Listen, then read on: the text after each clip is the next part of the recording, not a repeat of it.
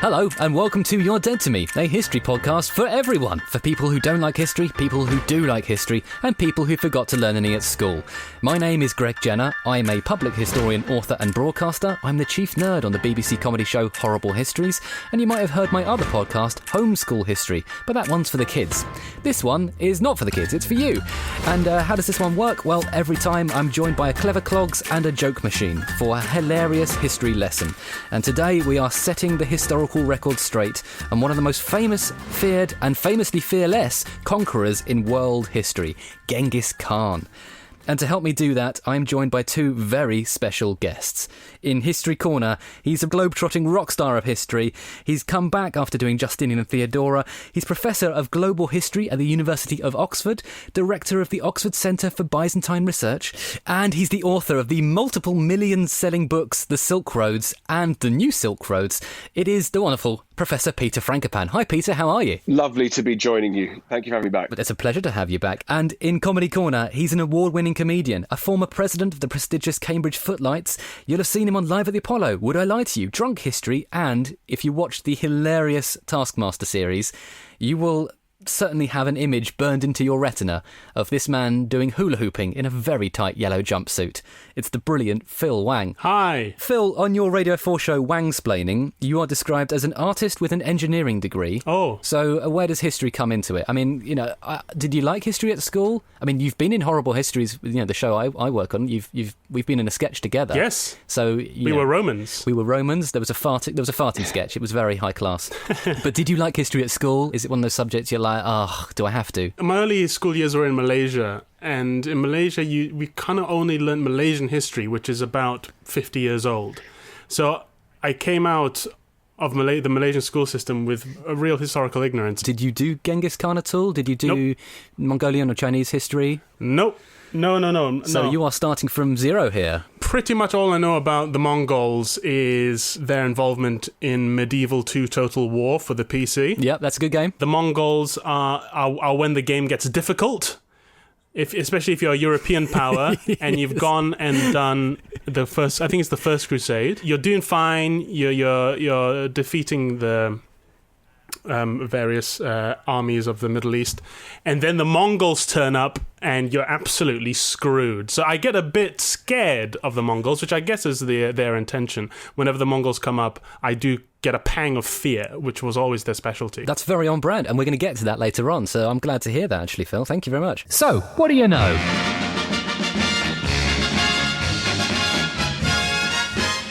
That leads us on to the first segment of the pod, the So What Do You Know? This is where I have a crack at guessing what you at home might know about today's subject. And I'm hoping you've heard of Genghis Khan, or is it Genghis Khan? I think that's probably how we're meant to pronounce it. You might know that he was the founder of the Mongol Empire, the largest contiguous land empire ever known. That's a nice word, contiguous, isn't it? Clocked in at 9 million square miles, which is arguably too many miles. You're probably thinking that Genghis, or Chinggis, was a ruthless killer and conqueror, which is certainly how he's portrayed in pop culture. He's been played on screen by John Wayne, bit weird. Omar Sharif, slightly less weird. In 2007, there's a film called Mongols starring the Japanese actor Tadanobu Asano. He also pops up as a skateboarding, baseball bat-wielding troublemaker in the time travel classic Bill and Ted's Excellent Adventure. That's the best one for me, I think. If you're into historical fiction, you might have read about him in Con Eagleton's Conqueror books, and as Phil has mentioned, you can play him in various games. Age of Empires 2, Civilization, Total War. He certainly gets around in pop culture almost as much as he got around in 13th century Eurasia. But what do we need to know about the man himself, and is it all true? Let's find out. Right, Professor Peter, Genghis Khan was not called Genghis Khan when he was born, and he was born into the Mongol tribe, which at the time was not a great world power. So can we mingle with the Mongols? Who were they when he was born? What's the kind of vibe? And what was his name? Well, so going back 2,000-3,000 years, the steppe belt that stretches from roughly the northern lip of the Black Sea right the way across Central Asia, across the Mongolian plains and ultimately to the Pacific, has been inhabited by lots of different tribes. And those tribes typically look after their animals, things like sheep, of course, but above all horses. And they tend to be nomadic migrants. And there are lots and lots of different tribes who are milling around. They sometimes conquer each other, sometimes they collaborate with each other, but they mainly go about minding their own business, working out where they can find markets for their produce and also avoiding the things that kill them like disease and adapting to climate change. So Herodotus, writing about steppe nomads 2,500 years ago, calls them the greatest survivors in history because they have to get on with things. But by the time that Genghis Khan, or as he's born, Temujin is born, they are small bit part players because there are lots of small bit part players. Yeah, and we think he's born about the year 1160, give or take a couple of years. And as you say, Peter, he's called Temujin. Yeah, which means smith. Oh, really? Or blacksmith or something like that. Sort of fairly inauspicious. And in fact, he's given that name because the day that he's born, his father captures a Tatar. The Tatars are the kind of the bigger dominant tribe in Eastern Mongolia at that time. And his father captures a guy who's called Temujin. And in the steppe world, and typically with the Mongols, when you beat someone, you take everything from them. You take their goods, you take their children, you take their horses, you take their clothes, and you take their names. So it's a way of showing who's in the ascendancy. Sure. Phil, is that the same in comedy? If you defeat someone in a joke battle, do you then get to have their entire set? Yeah. Officially, my name now is Ed Gamble because of our first roast battle. It doesn't suit me, but rules are rules. What are steps? The steps. We keep talking about ascendancy and steps, and all I'm picturing is Genghis Khan walking up some huge steps. They're a pop band, Phil. Yeah. So the steppe lands are the flat, rolling plains that are unpunctuated by mountains. There are important rivers like the Oxus or the Jakarta, the Sirdarya and the Amudarya. The flat, rolling lands that have very few even trees on them are grazing areas, stretched for thousands and thousands and thousands of miles. So Temujin is born in 1160, which is actually, Phil, you were saying before you don't know your kings. We've done a couple of other episodes about Saladin and Eleanor of Aquitaine, and their stories were happening at the kind of same time. But 1160s, he's born, his dad dies or is murdered, we think, Peter? Something like that, yeah, when he's 9 years old. These things, they happen. I mean, I think we forget in a world where life expectancy has risen very sharply. Even only 200 years ago, life expectancy in places like China was only 32 years old. Wow. So losing your parents at a young age was relatively unusual. That it can also be the making of you because you have to become more mature. You need to look after yourself. And above all, you need to feed yourself because if you can't, you die. So no one seems to feel particularly sorry for Temujin, least of all himself. Did Temujin become the property of the person who killed his father? No, but so the Mongols sort of drift off from being a not that important a star in these constellations to something that might be about to fade away. Because the one thing that is very dangerous on the steppes and in nomadic societies is to be all on your own, because you need to be assimilated. You need to have powerful kinship groups. You need to have tribes who can offer you protection, also access to water and to markets and so on. And we know all this stuff because of a lovely document. It's called The Secret History of the Mongols. It tells us, Peter, that he was born with a lucky omen. Actually, Phil, do you want to guess what the lucky omen was? He came out of the womb clutching something in his little baby hand. What do you think it was? Like a four-leaf clover or something, or a rabbit's foot. It was a blood clot, which, I wouldn't say is particularly lucky. But, that apparently was propitious and was a good sign. And the Secret History, Peter, is a really interesting text because it's perhaps the most important in terms of Mongolian history. And it also has some Mongolian myths as well, doesn't it? All cultures that are successful need to explain where they came from. The challenge is that nomad societies tend not always to be heavy on their literatures. And the Mongols, as they start to build an empire, you need to have writing systems to be able to tax correctly and to be able to administer justice from long distance. But the oral tradition is what makes the nomad world tick. But probably at around about quite soon after Genghis Khan's death, we know it from late 14th and early 15th century manuscripts. But it explains where the Mongols came from. And of course, the weirder you can make the story, the better. So the first Mongol, supposed to be descended from a fallow deer and a blue-grey wolf, why not? And that sounds to us totally crazy. But then we think about Rome and Romulus and Remus being fed by and brought up by a she-wolf and the wolf being the symbol of Rome. So it's not that unusual. But then the Secret History tells us about how Genghis Khan's ancestors, or Temujin's ancestors, went through 11 generations, that one of his female ancestors or great-grandmothers was abandoned by her family, and then one night she was minding her own business in her felt tent, and a glowing supernatural man came through the smoke hole in the top, and lo and behold, a few months later she had 3 children. This is a familiar story. I mean, this is very much like the Immaculate Conception as well, isn't it? It just sounds like centuries of unfaithful people trying to come up with crazy stories as to how they got pregnant all of a sudden. It was a supernatural glowing man, and then, bam, kids. He came in through the chimney. Phil, what animal would you say you were descended from if you were trying to impress people? Like a lynx? Or, oh, that's nice. Yeah, lynxes are really cool. Or an octopus. I think octopus are really cool because they're really clever. But we all know I would not be descended. And I'd be like, if I were descended from an animal, it'd be like, ugh. You know those very ugly deep sea fish that only come up after a tsunami? And they all look surprised to be out of the water. They're like, what? They all look so annoyed to be pulled out of the deep, dark water. I reckon I probably am descended from them. Maybe we all are. Apparently those blobfish, what I gather is that they don't actually look like that. It's the pressure that's placed on them when they get brought up. That actually in their own environment, like most people in the dark night, they look all right. That's my excuse too. So Phil, when Temujin is grown up a little bit, his dad has obviously died, his mum's still with him. There is a bit of family discord with his brother. Do you want to guess what happens? So he fell out with his brother after a game of like Monopoly or something. Oh, yeah, fell out is probably right. I mean, it gets a bit worse than fall out. Oh, did he kill him and his heart fell out of his body? He killed him, he certainly did. It was an argument over a fish, which... Hey, a blobfish? I'm telling you, it's the pressure. No, they already look like that. No, this was dinner, wasn't it, Peter? The story goes that they have a massive argument. We know that he seems to be taken captive and is enslaved for at least some time. Yeah, so he is taken by a rival tribe, the Taishid clan, but he gets out of it. I mean, he makes a name for himself, and he sort of gets released somehow, and then he gets himself a nice wife when he's about 16 years old, and she was called Borta. That's too young. Given some of the marriages we've done on this show, Phil, a 16 is surprisingly like, oh, that's almost okay. Okay. And then Borta, the wife, gets kidnapped. So he now has to go on a bit Liam Neeson taken type mission to get her back. At this point, was Temujin like, maybe it's me? Maybe I'm the common factor here. Maybe I'm just a messy bitch who loves drama.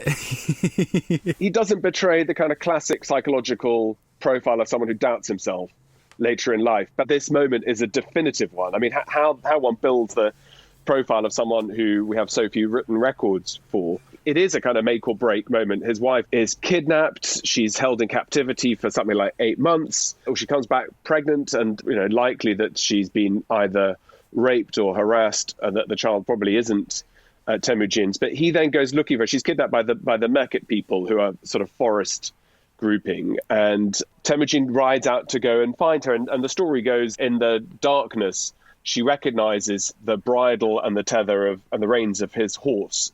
So she can tell that it's him without him speaking. But she's pretty cool, Berta. So later on in her life, she's crowned as the Grand Empress alongside him. She plays a pretty active role in decision-making, so far as we can tell, and in keeping the show on the road. So Temujin has got to get her back, because if he doesn't, then his status, his profile, his humiliation is complete. So he does start to become a slightly different person. And he adopts the baby as well. You said that she was pregnant, probably by someone else, but he says, no, this is my child, and he names the child Yoki or Jockey.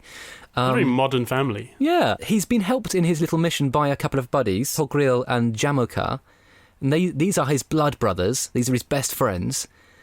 And then they end up killing each other. I mean, it goes a bit wrong. Well, these things, our entire common knowledge in Europe just in the 20th century is about one family, more or less, with nephews, nieces, cousins in Germany, Russia, England, starting the First World War. It's not that unusual. What's strange is that you normally pay other people or force other people to go and fight your wars for you. But in the rough and ready world where you are not just judged on how you control a bureaucratic administration, but on your own individual skills, then, it's also about how you control, how you take power, and how you manifest that you deserve to be taken seriously. Also sounds like just because he's adopted someone doesn't mean he won't kill them at some point later on. Yeah, you're not committing to anything in Mongolian times, are you, really? It's a short-term contract. One of the great skills that the Mongols have is you tend not to be able to dominate and hold an empire together if you're always ruthless and always killing. So you might want to do it selectively, but it's much more important to be bringing people inside your felt tent than leaving bodies strewn outside. Yeah, I was just about to say, Peter, the next thing in my script here is that he then wiped out the Tatars. He turned up and went, no, you don't get to live anymore. I mean, he lets the women and children live. Modern guy. Any man taller than the linchpin of an ox cart, he killed. Do you reckon a lot of the older men were sort of hunching and trying to get below the linchpin of a... It's like going on a roller coaster. You have to be this short to ride the rest of your life. Genghis Khan is a title, so it means universal leader of everything. So he's now reached the stage where he's leading men, he's leading armies, he's taken on the Tatars and he's waved Tatar to them. They're gone, they're defeated, they're now part of his wider empire. He's getting bigger, he's got more troops, he's got more land, and so he now has to become an administrator. Is it also that he likes meritocracy? He likes to promote talented people rather than who your dad was? The most important prerequisite is loyalty. In the second instance, it's your efficiency to be able to deliver what it is that the great Khan tells you and what he needs. Steppe empires are all built on the need to acquire more goods so you can distribute and reward more. So he needs to have around him a substantial retinue that he can rely on at all costs. And so becoming a member of that retinue is, in the first instance, are you related to him? In the second, are you one of his original tribes, the Mongols? But then there's a much more complicated calibration there of making sure that all these other tribes that you're bringing in aren't going to either regroup and challenge you, but that they will respect and make sure that you are unchallenged. And he has that bodyguard, which we call the Keshi, Keshig. Takeshi's Castle? Not Takeshi's Castle. That would be amazing, wouldn't it? Yeah. That's how the Mongols remained undefeated. All their enemies just sort of kept hitting big rubber balls and falling into bodies of water. Yeah, I mean, that'd be amazing if that's how you get recruited onto the... Can you be a Mongol? Can you get across this assault course without someone hitting you in the face with a rubber mallet? The Keshi is the name of the elite bodyguards. And as I understand it, Peter, some of those men in the bodyguards were sort of hostages. They were kind of the brothers of important men. There's a process of loyalty, but also I could kill your family members if they stab me, if they betray me. Yeah, it's a bit like the Trump White House. You need to have your family in the first row, Ivanka and Jared, and then you have disposable and dispensable people you can fire. And in fact, the process of getting rid of them is symbolically very important, and it's a manifestation of your power. What Genghis Khan does is he makes sure that there are... I mean, the bodyguard sounds a little bit too formal. It sounds a bit like they're all muscled up and they're kind of shadowing him, looking after him. But the Keshig includes people who are cooks. It includes people who have night watch duty and things like that. Amongst those are what we might call hostages or diplomatic allies, where it's not just about keeping your enemies close, it's about showing that you matter to them. Okay, so he defeats the Tatars, he defeats the Keret tribe, he defeats Jamaka, his old best friend. By 1206, he's like that bloke in the gym who never skips leg day. He is now the steppe master. And this is when he receives his new name of Genghis Khan. I'm glad you enjoyed that joke, Phil. He is the leader of everything, which means that realistically, he now needs to be conquering the big powers. And the big power in the area is China, presumably. But China at the time is not just a single nation of China. It's a few kingdoms. So the first one is the Xia, the Western Xia, which is in the northern part of China. Is that right, Peter? Yeah. To get there, he has to march across the Gobi Desert, which is no mean feat. So it's a bit of a commute. But he turns up and he spends 2 years doing research. Phil, this is someone who's putting together a booklet. He's sort of having a look. Hit the books. Yeah. Did his revision. He's a nerd. Yeah, a murderous nerd. He's a nerderer. He's scouting the city of Volohai, and he finally makes his move in 1209. He conquers the city of Volohai with cute birdies and fluffy kittens. Phil, I'm going to ask you to guess how he does this, and I'll give you a clue. Don't think sort of Disney princess singing nice songs to kittens and birds. Think slightly more violent. Does he build just a mountain of dead birds and cats, and he climbs over them over the wall? And someone's like, you could have just used a ladder. But he's like, well, there's nothing scary about a ladder. Look at how many cats I killed. It's not a bad guess. Oh! Yeah? Were they diseased cats and birds that he flung over the wall and got everyone sick? I mean, that is something that is said to have been done later on. But in this case, he gets the cats and the birds from the city and then sets them on fire. And then, of course, they run back to their homes and set that on fire. Apparently, allegedly. That's the story anyway. I mean, that's extra horrible. If you've been missing your cat for a week and you look out the window, oh, Mr. Snuffles is back. Oh, my God! In fact, that doesn't sound to me entirely plausible, partly because, unless I've misunderstood something, birds, even if they have cotton in flames tied to their tails, tend not to explode particularly effectively. Haven't you played Angry Birds? I think you'll find they very much do explode. Angry Birds is actually a historical video game. It's a documentary. About the conquest of Valachai. He does manage to win against larger forces. I mean, this is one of the things that's really impressive about him. He defeats larger, more established armies. And some of his tactics are really quite inventive. So one of the things the Mongols do is they feign retreat. So they pretend to run away, so people chase them, and then they turn around and go, ha-ha! I know this from Medieval 2 Total War. Yeah. They're so annoying. I'd just taken, Damascus, and there I am. Because I keep running away, but also you keep dying because they're shooting at you the whole time.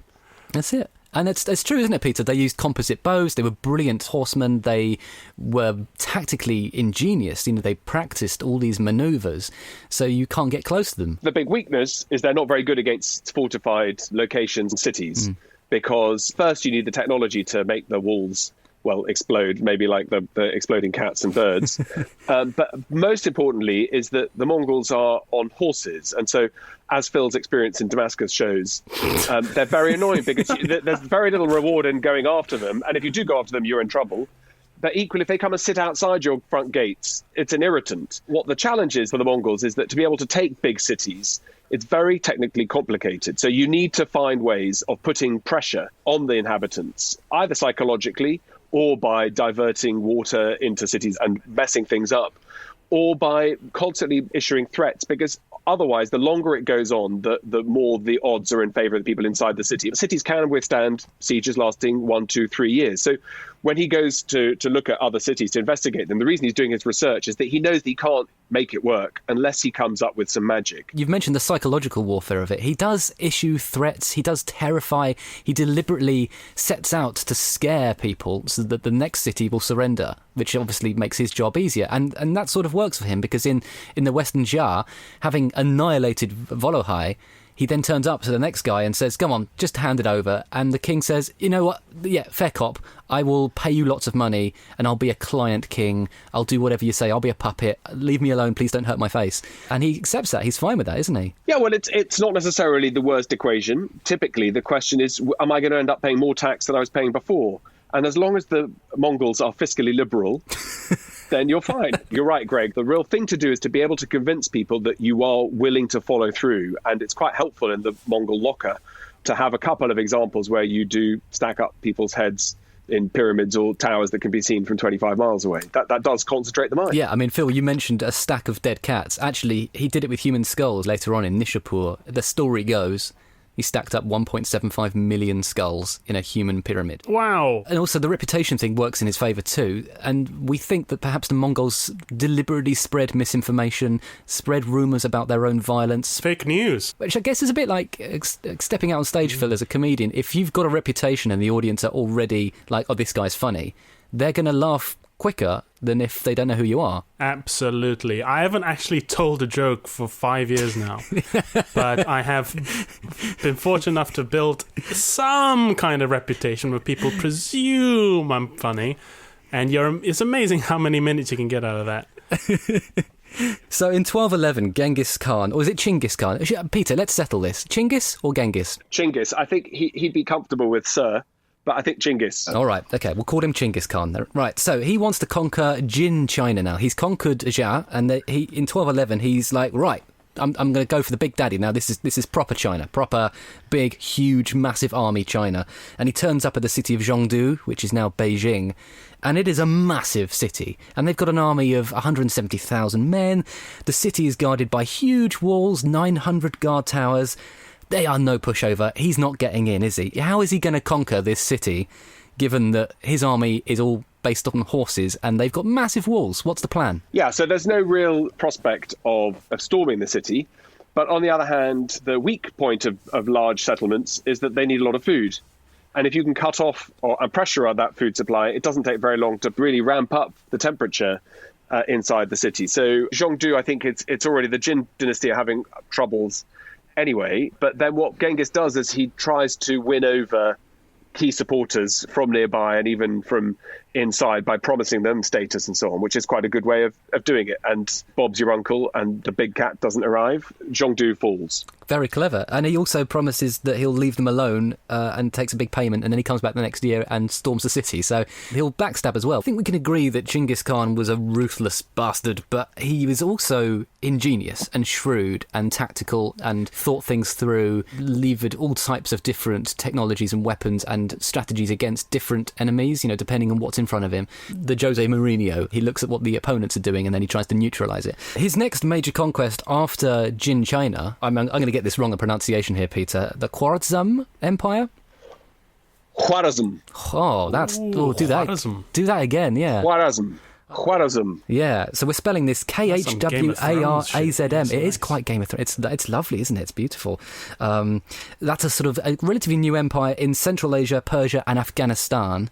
And he initially approaches the ruler, Muhammad Shah, in 1218 for a bit of a chat, bit of a trade deal. Friendly advice. And it very quickly goes wrong because the Mongol emissary is killed, and then the next emissaries, their beards are shaved to humiliate them. This is basically poking the bear. Genghis Khan will now demand vengeance, presumably. He's not a fan of the metrosexual look with the wax and the shave. Yeah, he wants men with hair. It's intended to humiliate. Okay, in retrospect, stupid thing to do. But basically, when you get emissaries, the equation is take it or leave it. Muhammad Shah says he'll leave it. And the way to do that is not send it back politely with a nice message. It's to say, I'm not scared of you. This is how I'm going to treat your envoys. Muhammad had built this empire of his own, basically doing the same thing that Genghis Khan had been doing himself by picking off smaller groups. That gives opportunities for the Mongols. So from Genghis Khan's point of view, that expanding westwards along these trade routes, looking at some of these big cities, that it was a nice ripe fruit that was ready to go and ready to be exploited. It's put very simply by one historian. He says that when the Mongols arrived, they burnt, they killed, they plundered, and then they left.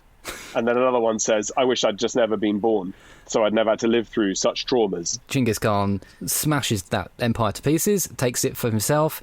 He marauds through the cities of Bukhara and Samarkand, which are these amazing hubs of trade on the Silk Roads, which you've written about in your books, Peter. One of them is particularly devastated, isn't it? Yeah, so Bukhara's okay. Samarkand looks more complex, but in fact the two big signature sacks come much later. Well, come slightly after. Nishapur, which we mentioned already, with its 1.75 million skulls, and then Merv, which is the big oasis city in what's now Turkmenistan. And Merv is, broadly speaking, is dismantled. One of the biggest cities in the world at the time, possibly the biggest, maybe a population of 750,000, maybe even more. To take down walls of that size on that scale without gunpowder and without cannon and so on, it's quite something. So do they even get through the walls, through the gates? Yeah.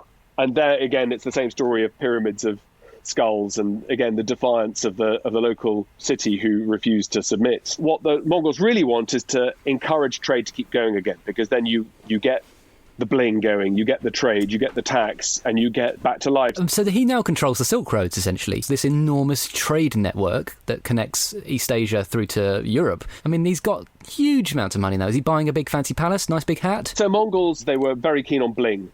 You showed off ostentatiously what you had. You wore silks and furs and jewels and, the best horses. They're very keen on their bling, but they're very keen to distribute that across all the warrior groups. Otherwise, if the leader takes all the cash, if you have a sort of Jeff Bezos type who just becomes insanely rich and then no one else, then it's not sustainable. So you need to be generating wealth all the time. And you've got one shot with conquest, but then after that, you need to be galvanizing. You need to be encouraging trade. You need to be stimulating. And normally, if you murder people who come in, step 1 foot inside your lands, they don't want to come back or you kill them. They work quite hard at making sure that these oasis towns, the local villages, longer range trade, that there is infrastructure put into place to make sure that this empire functions properly and smoothly. Phil, have you got any silk shirts? Silk, yeah. Every single one a mistake. I don't know why I bought them. I don't know who I thought I was. I bought one in Italy, and I look ridiculous. I just look flat out divorced when I put it on. I don't know who I thought I was. I'm sure you look lovely. It feels nice. It does feel nice. But also, there's a hidden advantage. Silk is sort of armour. Certainly on the battlefield, the remarkable thing about it is it's incredibly strong. And if you are hit by an arrow on the battlefield and you're wearing a silk shirt, the arrow might puncture your body, but the silk shirt doesn't break. So you can pull the arrow out by pulling the silk shirt away from your body, and it pulls the arrow out from within you without snapping or leaving bigger puncture wounds. It's rather clever. It's rather good. So if you were going through a midlife crisis in the Mongol days, you actually stood a better chance of surviving an arrow. But I want to just pivot here and just have a bit of fun, because in 1979, Eurovision saw one of the greatest ever songs. This is the German entry. Do you know it, Phil? Do you know the classic Genghis Khan song from 1979? No! It's Genghis Khan by the band Genghis Khan from the album Genghis Khan. So, I mean, I'm surprised you haven't heard it. I might have to just play you the YouTube video because it's fun. I mean, they've really committed to the costumes. Would you wear shiny gold trousers and a shiny gold cape? I think I already have, really. Whoa! One of the ladies has flat out refused to go along with the theme. She's just in, like, a white jumpsuit. The others have really committed to the Mongolian look, and she's like, guys, this is not going to age well. I mean, that's the most culturally insensitive thing the Germans have ever done, and that's saying a lot.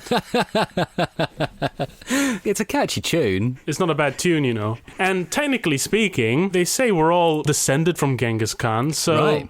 Maybe we're all allowed to do Mongolian impressions. This is taking us down a dangerous... Probably not. Peter, there is that thing that Genghis Khan had so many children that there are hundreds of millions of descendants of Genghis. I mean, that's that's a slight technicality, but it is an interesting thing, isn't it, that the scale of the Mongol Empire... Yes, but I mean, I'm not a statistician. The law of multiplication and statistics is that anybody alive then has hundreds of millions of descendants. So they're wearing a huge amount of silk. They control the Silk Roads. They're incredibly wealthy. They've conquered China. They've conquered Persia, Afghanistan. Nishapur is in Persia, isn't it? And that city, which the 1.75 million skulls stacked up, that was a vengeance thing. His son-in-law was killed by an assassin, and so he took vengeance on the entire city. The Mongol army is extraordinarily adaptable. It's brilliant. It's huge. It's, as Phil has already pointed out, swirling sort of, archers that you can't catch. Bastards, yeah. Bastards. They're like a kind of murderous jazz band in that they can improvise, but they're also incredibly well trained. They know what they're doing. And they also, Peter, in terms of their army organisation, a bit like the Romans, they have decimal style, 10 men, 100 men, 1,000 men, 10,000 men. Peter, you mentioned earlier that the Mongols were very good at learning. They studied their enemies, they picked up the good stuff, they abandoned the bad stuff.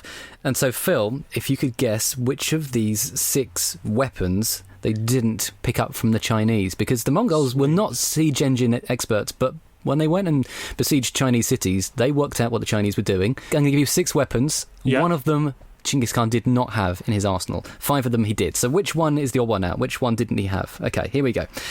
First one, fire rockets. Yeah, he would have done, because there's fireworks in it. They had gunpowder in China. Okay, retractable climbing ladders. What do you think? I reckon so. Or a step ladder, I guess you'd call it. Handheld cannon. In Mulan, they have them. So I'm going to say yes. Okay. It's how he dies in Mulan, the bad guy. Spoilers. Giant crossbows that shot flaming bolts. Oh, like a ballista. Mm-hmm. That was in Rome Total War. I didn't see it. No? Okay. Mobile siege towers on wheels that they can roll up to the walls of the city and then climb out. I want to say they did have those. Okay. And then huge trebuchets, which are massive catapults. I'm going to say they did have the huge crossbows, but they didn't have the trebuchets. You are wrong. It's the handheld cannon they didn't have. Disney lied to you. Again. The handheld cannon came in probably a few decades later on. Everything else they did have. They had fire rockets, they had retractable climbing ladders, mobile siege towers, huge trebuchets, flaming bolt crossbows. They recruited Chinese engineers. They said, look, come join our army or we'll kill you. And then they used this stuff to go in and attack Persian Empire. So they were incredibly adaptable, weren't they, Peter? They weren't just people who rode about on horses. Yeah, I think anybody who is successful, you want to buy, borrow, copy the best. And technology, again, it's not something that's new and exciting in the 21st century. I think what you are always trying to work out is what have other people got to offer that we might learn from and incorporate. Everything is turning up rosy here, but at the end of Genghis's life, have they built stuff? Are they leaving behind Mongol culture, or are they absorbing Persian culture and Chinese culture and changing? Well, it presupposes that, why do you need to leave stuff behind? Why does that become a marker of your legacy? Why should you worry about that? Are the Romans somehow better because they built a bunch of buildings and then died out? Surely the measurement is how successful and what's the impact. And in that sense, the efficiency, the revenue gathering, the structures, I think, are much more impressive. And in fact, it's almost the other way around. Why build and waste money on vanity projects like building giant parliament buildings in Delhi or whatever the Brits did? Why not invest your money on having a good time and blinging yourself up with furs, jewels, and the rest of it? Why should you want to immortalize yourself in these sort of ways that are ultimately rather vainglorious? So I think that's the first thing. But in terms of the impact, I mean, you find Mongols popping up in Shakespearean plays. You find them in Chaucer. The Order of the Garter is founded with Mongol cloth, the oldest chivalric order in Britain. You have in the Renaissance the sort of the hen in the conical shaped hat that women wear is Mongol fashion. So I mean, the Mongols left an enormous imprint, and today people talk about the Pax Mongolica. This moment where Asia is all completely at peace because there's one empire that sits across the whole lot for the best part of a couple of hundred years. When we think about the Mongols, we think of marauding bands of people just wanting to murder and rape and kill. But things that are successful always work for a reason. There's a chain of command, there's structure. And the structure of the nomadic world just doesn't work the same way that it does in Britain and the empire or in Rome, but it does work like other steppe empires, and it's extremely successful. The main point of difference I always think about is in terms of legacy, of what the legacy of empires, contrast to British and Roman or Greek, is the legacy of institution, not just leaving behind buildings and infrastructure, but particular rules of law, institutions, educational systems, or modes of government. And I guess my question is whether or not the Mongols left anything like that behind. I suppose most significantly would be what they left behind in their dynasty in China. Yeah, I think that's right. I mean, not just China. Then we have the successors of the Chinggisids of the Mongols, Timur Tamburlaine, as we call him here. Timur traces his connections to the Mongols very closely, and then ultimately seeds what we call the Mughals, who've got much better PR in India. Mughal architecture, you look at the Taj Mahal, you look at the tomb of Humayun in Delhi, that's all classic Central Asian architecture patronized by the Mongols or their successors. And those great cities like Samarkand that Greg mentioned, the monuments are all in classic Central Asian style. It has influences, of course, from Persia and elsewhere, and from China too, but it's classically Central Asian. I mean, when you mention those institutions, Phil, those are also highly divisive. Education, law, and so on don't deliver equalities in our Western societies. Those institutions that we get are sometimes part of the problem. What's specifically interesting about the Mongols is how ahead of their time they are, from looking back with modern eyes, to things like religious tolerance. So if you were Jewish or Buddhist or Christian or Muslim, you were given special protected status in the Mongol world. Wow. You were respected for your religious beliefs in a way that is, seems to be unbelievably, impossibly progressive in today's day and age. The incorporation of minorities and their redistribution to try to create a sense of common identity so that people didn't feel left behind or weren't persecuted because they were from a small, weak tribe and there was a chance to rise up. Maybe not right up to the top of the golden circle, but, if you were loyal, if you were efficient, if you were good at what you did. We've talked about Genghis Khan as the brilliant strategist. He did have a pretty brutal, ruthless streak in him. There is one particular governor in the city of Otrar who defies him, and he kills him in a pretty gruesome way. Phil, do you want to have a guess on how he might have done that? I reckon he pulled off all his skin in one go. That would be horrible. I mean, it was still pretty nasty. He basically ordered that molten silver be poured into his eyes and ears so that his brain and eyes melted and frazzled and his brain exploded basically with the heat. God. They do that in Game of Thrones when the they do. It's very Khal gold. Drogo, isn't it? Yes. But that's a nomad thing too. Man. Okay, so one Russian prince in the 970s is killed on the battlefield and his skull is lined with silver and then used as a drinking goblet. Only for Sunday best. You're drinking your finest wines out of it, not your Ribena. So the final part of the story for Genghis Khan, Peter, is that he feels betrayed by the Xia and the Jin. He feels like the people back in China that he's sort of left behind. They're not towing the line. So he returns to China to be much more brutal this time. And he wipes out entire towns, entire villages, entire cities. In total, Genghis Khan is said to have wiped out 40 million people during his career, which is so extraordinary that scientists have posited a theory that global warming slowed down by 700 million tonnes of carbon during his reign. So he was an eco-friendly mass murderer. Basically, he's Greta Thunberg. Genghis Thunberg. I think his tactics were slightly different to Greta. For now. I doubt she's going to wipe out 40 million. She seems very nice. So these numbers are 40 million, okay? Well, I think we as historians need to be slightly boring about that, because these numbers, no one is keeping a running score on the clicker, because that's really a very, very large number indeed. They're high approximations. They're all to do with how people, typically who are on the losing side or writing much later, would say, 1.75 million skulls were built up in pyramids. And that's a sort of cipher to say just a lot. And so I think we need to be, cautious about putting numbers on it. And even with the climate element, the depopulation of Asia is much more dramatic because of disease rather than because of mass murder. Even with the change to ecosystems, it's not absolutely clear that that's all to do with the fact that fewer people are around to till the fields. There are all sorts of reasons why carbon dioxide levels change and adjust. So we can correlate some of these things, but it doesn't mean there's causation. You sound like his lawyer. What was the carbon footprint of a person back then? It's just their farts, isn't it? It's literally just your farts. All the horses fart, don't they? All that methane. How many flights are the Mongols taking? But you're right, Peter. This is a much larger kind of ecosystem and there's a much larger story. But his legacy as a conqueror, as a wiper-outer of peoples, of cities, of towns, there is something in that. Empires are built on persecution, on violence. We look at the British Empire and transatlantic slavery, extermination of indigenous populations in North America. Mm-hmm. You look at the Spanish or the Portuguese.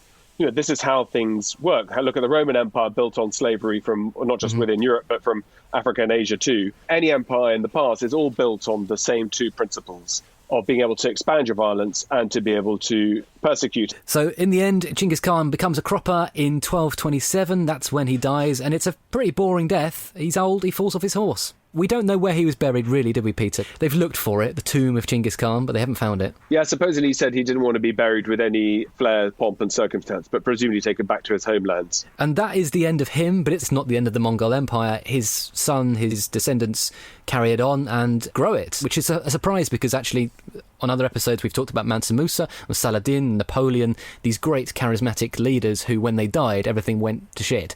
And yet, with Genghis Khan, it just carried on being pretty effective for another century or so. Is that because he'd put in place all of these protocols, all this system, everything sort of was able to carry on without him? Yeah, I think it's partly to do with the sort of the great man theory that we focus on an individual rather than the underlying. The way in which this success takes place, it's not just about one particularly charismatic figure. Genghis Khan was obviously hugely determined, impervious to criticism, and had a bad temper. But on the other hand, the structures that were put in place were very enduring, and they lasted for many, many centuries. One of the facts I find fascinating is Genghis Khan, in his 25-year career, added more land to his empire than the Romans did in 4 centuries. The nuance window! This leads us on to the bit of the show that I love the most, which is the nuance window. This is where our expert historian can geek out for 2 Genghis minutes. Phil and I basically go quiet and we have a little listen. And Peter, we've already heard so much interesting stuff, but what is it that you'd like to nuance for us? Well, first, I think that it's important in the 21st century that we think about the whole of the world rather than our little corner of Europe. Historians are making great strides right now in thinking about interconnected histories. But I think that Mongol imprint has been highly negative all around the world. So in China right now, which is founded by the Mongols, is one that's seen as a race of outsiders that come in. In Iran, likewise, the Mongols are seen as being disastrous. In Russia, too, what's I suppose is striking is that the Mongols don't get judged with the same yardstick. So they are seen by us all to be significantly worse and by far the most brutal, bloody and whatever. And that somehow, because the Brits, we ended up playing cricket and, having a good sense of humour and recording podcasts like this, that's somehow different. But, those legacies that we talked about, I think are really important with the Mongols about how to give some kind of rehabilitation without playing down or denying the scale of violence. But, that is no different to how empires always get built. And I think it's time to be more open-minded about how we think about how the Mongols work as an empire compared to how other empires work, and to not just be looking at the gory and the dramatic and the awful things that happened, the stability, the efficiency, the ways in which taxation and trade and movement of peoples function looks surprisingly modern even 800 years later. So like all good historians, all good history, It's about, I think, trying to be more inclusive in how we think about things, and above all, to be not surprised that our ancestors, even the ones we paint in very bad light, were actually doing things sometimes better than we are today. Thank you so much, Peter. What I'm learning from this is that the Mongols should have picked up cricket, and maybe we judge them more kindly. Phil, has that changed your mind on the Mongols? I mean, you didn't know much about them before other than they were like really annoying in a computer game. So where do you stand on them now? The damage that was done in that Damascus campaign, that's going to take a while to get undone, but I feel I'm much further along that path today than I was before joining you all here today, so I really appreciate that. So what do you know now?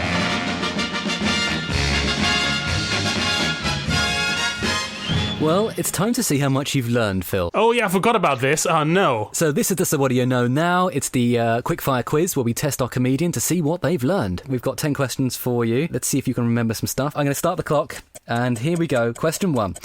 Much of what we know about Genghis Khan comes from which historical source? Oh, the grand history of Mongolia.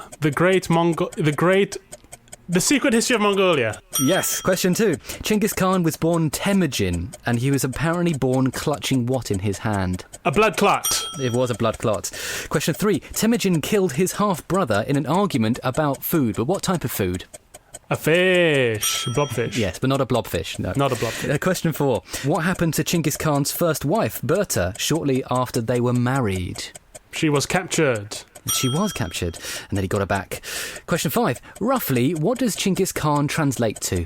Universal boss. Yeah, it does. Question 6. How did Genghis Khan use fluffy kittens and cute birdies when attacking the city of Volahai, apparently? He lit them on fire and recorded them on his phone, and it went viral. Absolutely. They returned to their sender, and they apparently burned down the city, although we don't necessarily know that's true.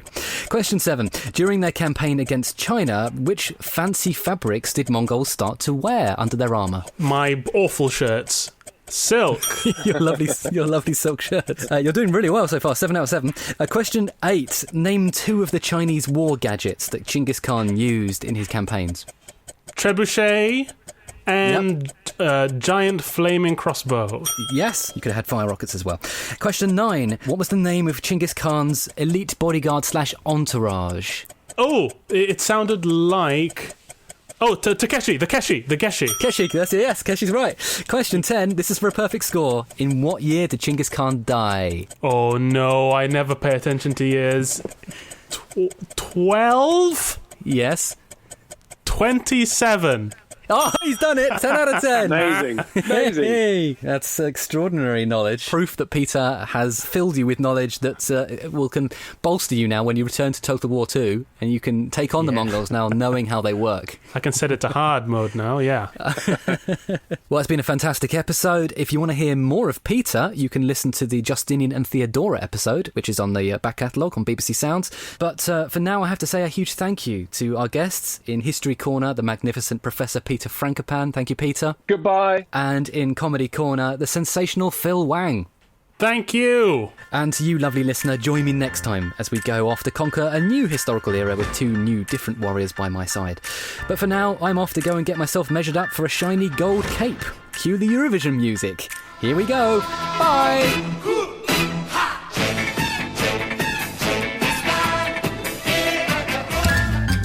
You're Dead to Me was a Muddy Knees media production for BBC Radio 4. The researchers were Olivia Croyle and Emmy Rose Price-Goodfellow. The script was by Emma Nagoose and me. The project manager was Ida Matthews, and the producer was Cornelius Mendez.